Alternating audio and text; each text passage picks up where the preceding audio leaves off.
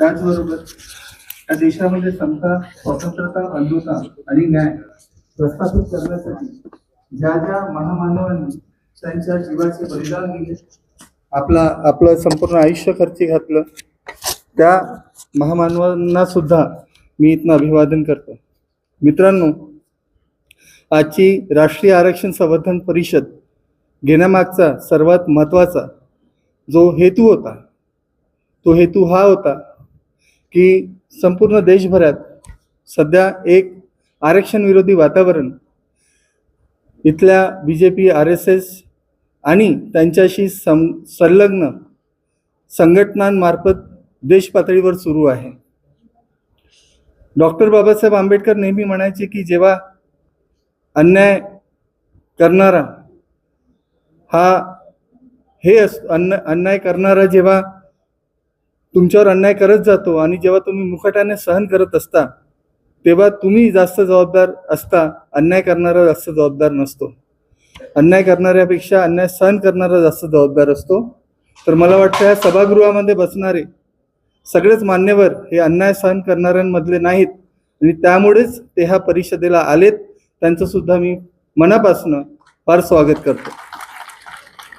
मित्रांनो, आरक्षणा संदर्भात आजपर्यंत आपण बघत आलो की एक विशिष्ट वर्ग आहे वर्ण व्यवस्थेतील, जो पहिल्या 4 वर्णांमध्ये सर्वात वरती बसलेला आहे. त्याचं फार दुखणं आहे. त्याचं हे दुखणं आहे की भारत स्वतंत्र झाला तोपर्यंत हा देश देश नव्हता. हा देश प्रिन्सली स्टेट आणि जे काही राजे रजवाडे होते याच्यामध्ये विभागलेला होता.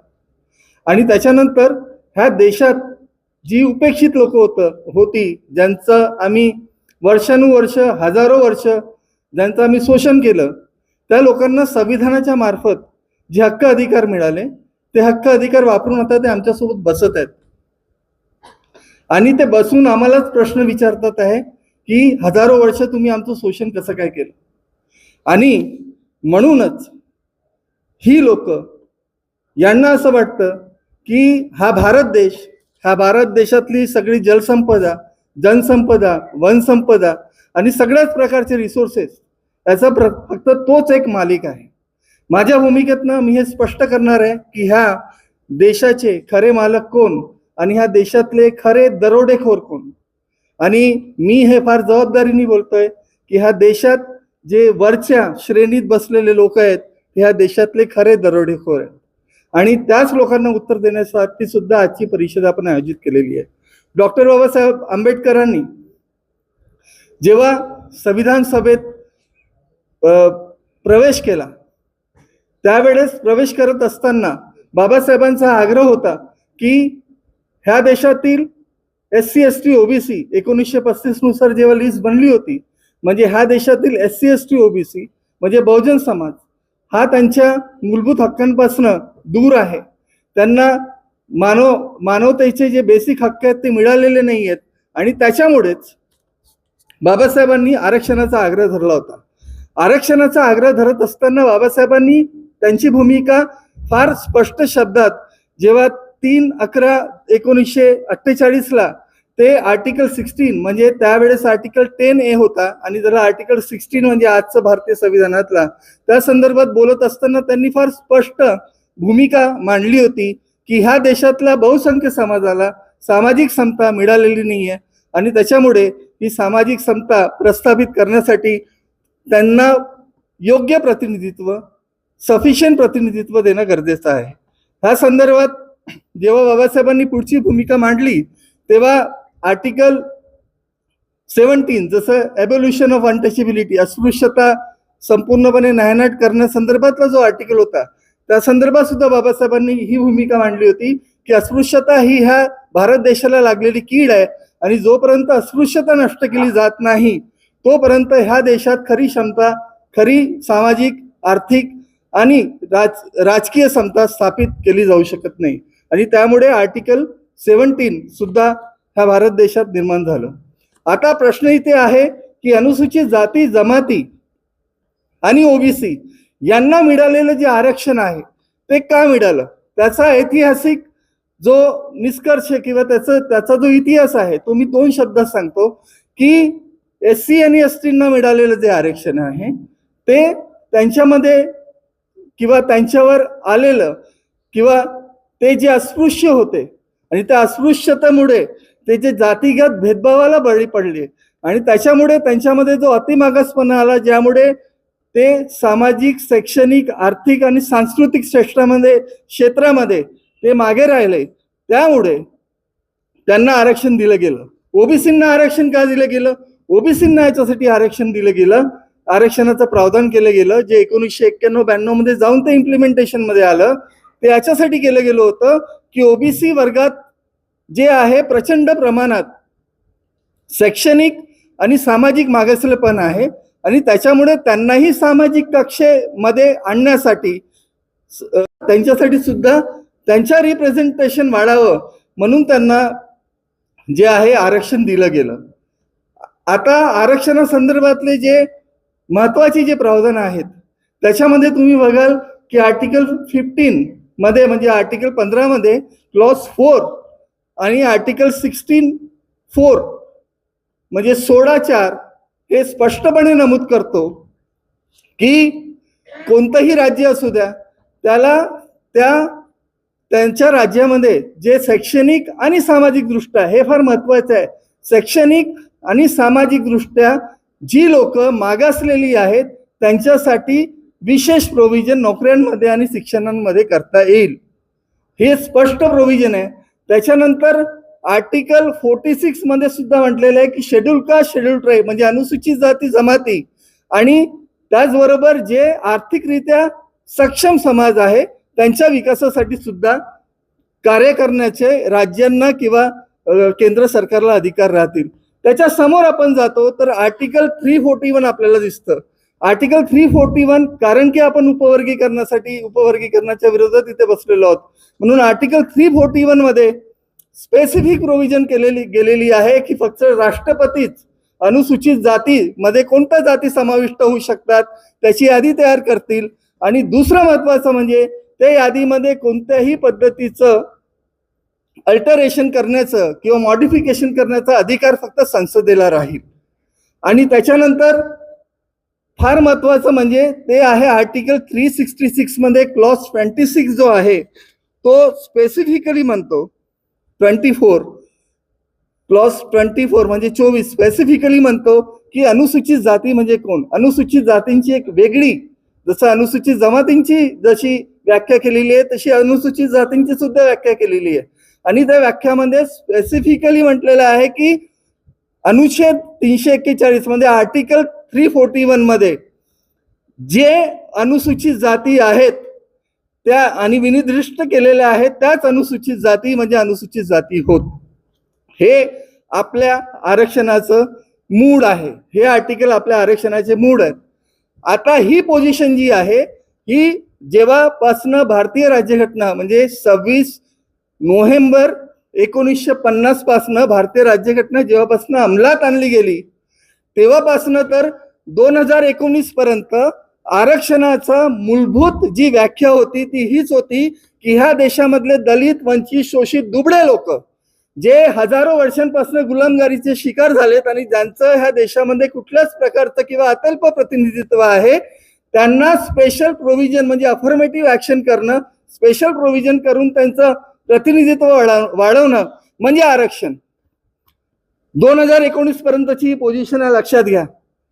याच्यानंतर तुमचं आरक्षण, आता जेव्हा मी म्हणतो की आरक्षण संपवण्याचं बीजेपी RSSचं धोरण हे त्यांच्या राष्ट्रीय नीतीचा भाग आहे तर अनेक लोक याच्यावर थोडंफार असहज होताना दिसतात. पण मी तुम्हाला सांगतो की बीजेपीच्या पहिल्या 5 धोरणांमध्ये जर कोणतं पहिलं धोरण असेल तर ते आरक्षण संपवणं आहे. आणि त्याची सुरुवात त्यांनी कशी केली बघा. त्याची सुरुवात त्यांनी अशी केली की 8 जानेवारी 2019 ला म्हणजे त्यांचं जेव्हा फर्स्ट टर्म होतं आणि दुसरं इलेक्शन जेव्हा 6 महिन्यावर होतं तेव्हा त्यांनी 103 संशोधन बिल आणलं. त्या संशोधन बिलमध्ये काय लिहिलेलं होतं, त्या संशोधन बिलाचा पर्पज हा होता की ह्या देशात जे इकॉनॉमिक म्हणजे जे आर्थिकरित्या दुर्बल घटक आहेत त्या दुर्बल घटकांना आरक्षण देण्यात येईल, म्हणजे 10% आरक्षण देण्यात येईल, त्या दुर्बल घटकांमध्ये SC ST OBC VJNT DNT यांचा समावेश राहणार नाही.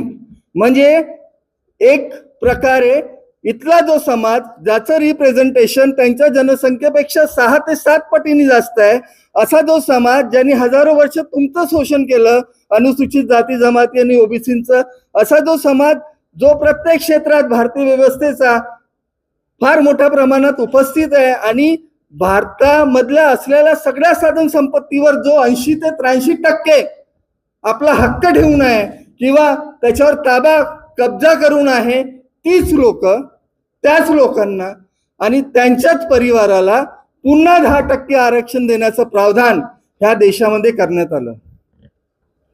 9 तारखेला 9 ऑगस्ट 2019 ते बिल राज्यसभेत सुद्धा पारित झालं. मग तो कायदा झाला. प्रश्न असा आहे की हे करून त्यांनी फार मोठं एक षडयंत्र जे आहे, जे त्यांच्या डोक्यात होतं ते पूर्ण केलं. ते कोणतं होतं?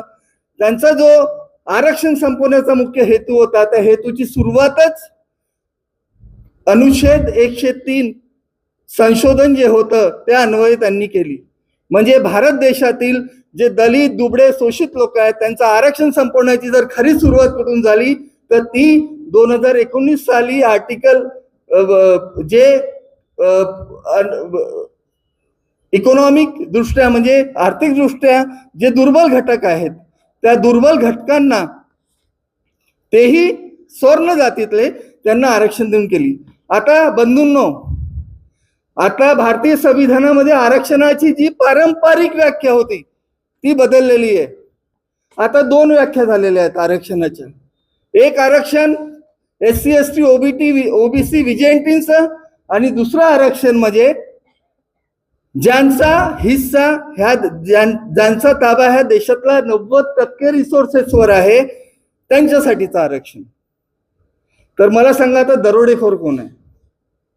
ही वस्तुस्थिती आहे की जे लोक पहिल्यापासून सबळ आहेत प्रत्येक क्षेत्रात त्यांना वेगळं 10% आरक्षण देण्यात आलं. आता फक्त हे देऊन ते थांबले नाही, आता त्यांना SC ST OBCचं आरक्षण संपवायचं होतं. मग ते कसं करायचं? तर त्यासाठी मग त्यांनी खासगीकरण, कॉन्ट्रॅक्टीकरण, त्याच्यानंतर प्रायव्हेटायझेशन, खासगीकरण, कॉन्ट्रॅक्टीकरण, त्याच्यानंतर त्यांनी लेटरल एंट्री आणल्या. लेटरल एंट्रीमध्ये तुम्हाला माहिती आहे की 59 पदे आतापर्यंत 2018 पासून लेटरल एंट्रीद्वारे भरण्यात गेलेली आहेत. आणि ती पदं कोणत्या व्यक्ती आणून भरले गेले तर तुम्ही नाव पाहिलं तर तुमच्या लक्षात येईल की सगळे 90% लोक ते ब्राह्मण समाजाचे आहेत. 10% ते पहिल्या म्हणजे दुसऱ्या आणि तिसऱ्या वर्णात येतात, वैश्य आणि क्षत्रिय. तर त्यानंतर लेटरल एंट्री केलं. तिसरं खासगीकरण करून ते थांबले नाही. खासगीकरण कशा पद्धतीचं केलं की भारतातल्या ज्या प्रतिष्ठित PSU होत्या, पब्लिक सेक्टर अंडरटेकिंग, त्या जवळपास 287 PSU आहेत ज्यांना प्रत्यक्ष किंवा अप्रत्यक्ष पद्धतीने त्यांचं रितसर खासगीकरण करण्यात आलं. 23 तर अशा PSUs आहेत ज्याच्यामध्ये एअर इंडिया सुद्धा येतं आणि अनेक त्याच्यामध्ये मोठे मोठे PSUs येतात ज्यांचं पूर्णपणे खासगीकरण करण्यात आलं. ज्या दिवशी खासगीकरण करण्यात आलं त्याच दिवशीपासनं जे आरक्षणाचं धोरण होतं त्या PSUs मध्ये ते सगळं आरक्षणाचं धोरण कोलमडून पडलं. आता तिथे आरक्षण लागू केलं जात नाही.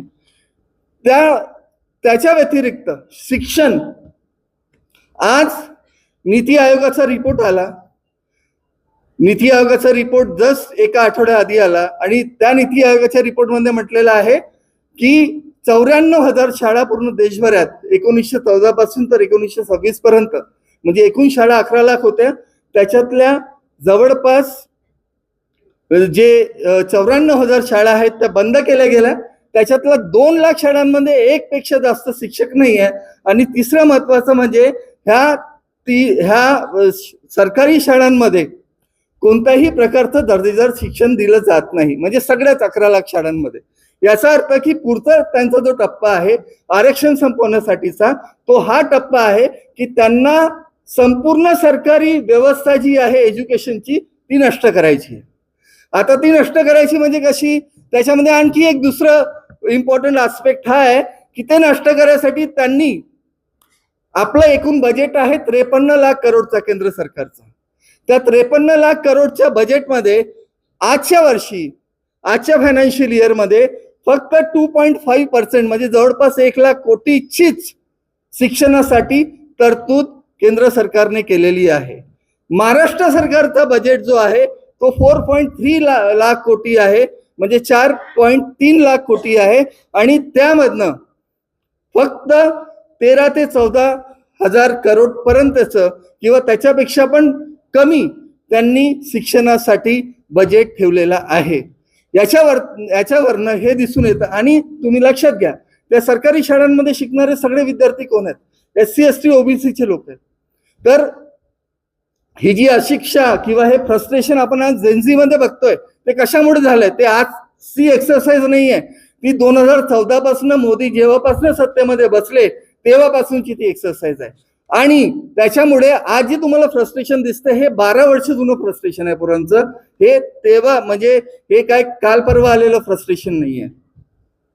आता प्रश्न असा आहे, हे सगळं असल्यावर नेमकं जी एक नेहमी एक आपल्याविषयी आपल्याला एक बालंट दिलं जातं मित्रांनो, ते बालंट हे आहे की आरक्षण घेणारे भिकारी आहेत, आरक्षण घेणारे हे नालायक आहेत, आरक्षण घेणाऱ्यांना आरक्षण घेण्याचा हक्क नाही, त्यांना भीक दिले जाऊ नये, त्यांचं आरक्षण काढण्यात यावं, ह्या पद्धतीचं द्वेषात्मक भाष्य नेहमी कुलकर्णी, पांडे, द्विवेदी, त्रिवेदी यांच्या मार्फत सोशल मीडियावरच नाही तर रस्त्यावर सुद्धा केलं जातं. आता मी तुम्हाला फार एक महत्वाचं गोष्ट सांगून, एक महत्वाचा एक आलेख सांगून मी माझं भाषण इथे संपवेल आणि भूमिकेवर येईल की आपण हे लक्षात घ्या की मी फक्त एक कॅल्क्युलेशन करण्याचा प्रयत्न केला की ह्या देशामध्ये टोटल जी केंद्र सरकारला जो रेव्हेन्यू येतो तो किती येतो जवळपास. तर मला दिसलं की केंद्र सरकारला जो रेव्हेन्यू येतो संपूर्ण वर्षात तो रेव्हेन्यू जवळपास 38 लाख कोटी येतो. फक्त मी केंद्र सरकारची गोष्ट करतोय. आता हा रेव्हेन्यू कुठून जनरेट होतो? त्यांच्याकडे रिसोर्सेस काय आहेत तुम्हाला माहिती आहे. सर्वात महत्वाचा रिसोर्स जो आहे तो टॅक्सचा, कराच्या स्वरूपात असलेला रिसोर्स आहे. कराच्या स्वरूपात असलेल्या रिसोर्स मध्ये 2 टॅक्सेस येतात, एक डायरेक्ट आणि इनडायरेक्ट. डायरेक्ट टॅक्स म्हणजे इन्कम टॅक्स, त्याच्याशी संबंधित दुसरे टॅक्स जीएसटी, आणि इनडायरेक्ट टॅक्स म्हणजे जीएसटी.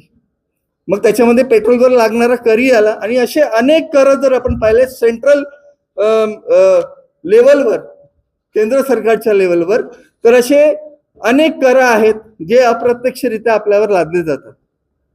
आता जर आपण विचार केला की जर आरक्षण खरंच भीक आहे, तर मी माझं एक कॅल्क्युलेशन काढलं की जर SC ST OBC ची पॉप्युलेशन आजच्या प्रमाणे जर आपण कॅल्क्युलेट केली तर ती जवळपास 52% OBC, एक 13%च पकडू आपण शेड्यूल कास्ट, आणि 8.5% आपण पकडू शेड्यूल ट्राईब, म्हणजे जवळपास 75 ते 78% आपलं पॉप्युलेशन आहे.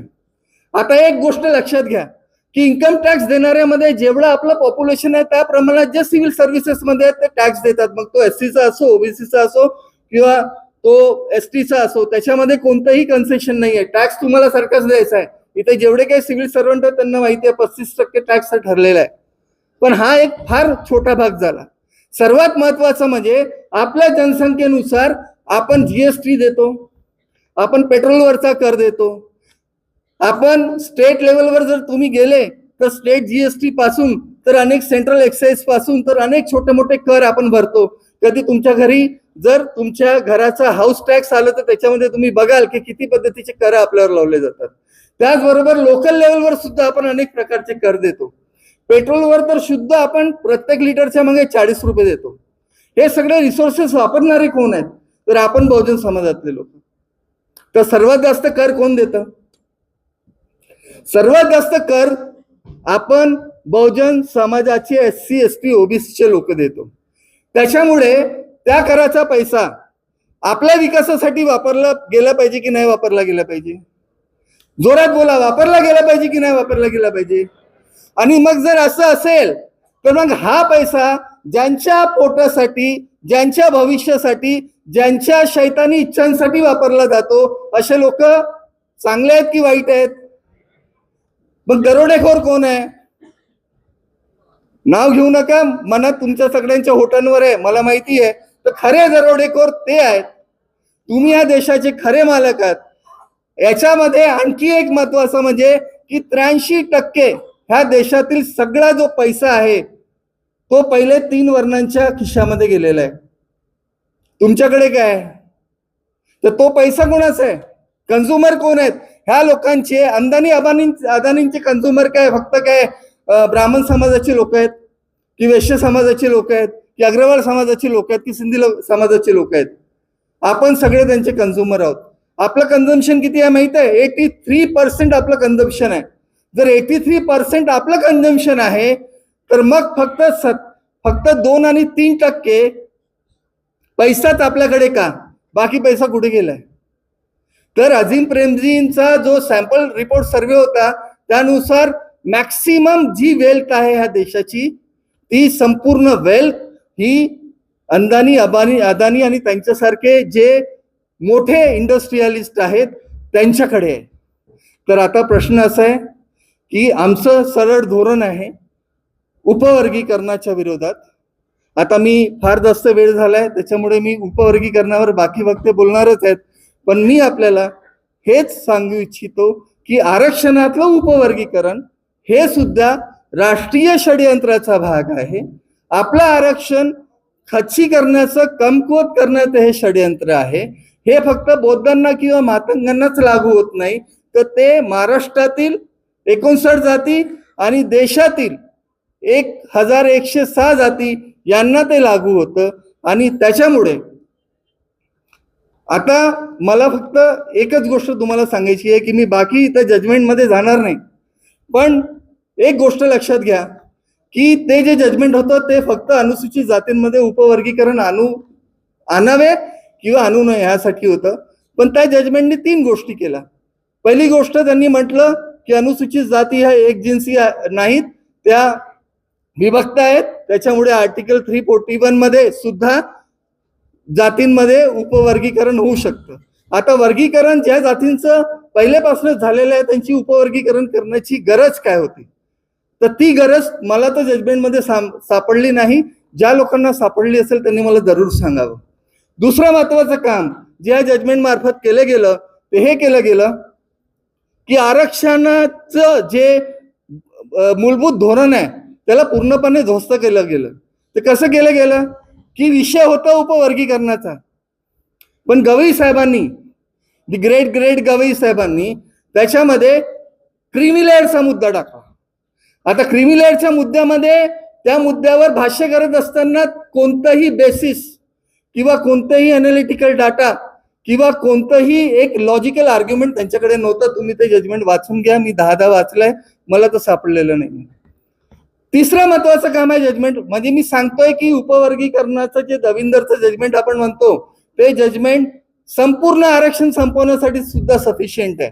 तिसरं महत्वाचं, त्याच्यातला जो एक जज होता त्या जजनी, विक्रम नाथ म्हणून ते जज आहेत, त्यांनी तर सरळ काही धर्मशास्त्रातले त्याच्यामध्ये कोटेशन्स घेतले आणि त्यांनी सरळ म्हटलं की अनुसूचित जाती जमातीच्या लोकांना फक्त 1 जनरेशन आरक्षण दिलं पाहिजे आणि संपूर्ण आरक्षण धोरणाची समीक्षा केली गेली पाहिजे.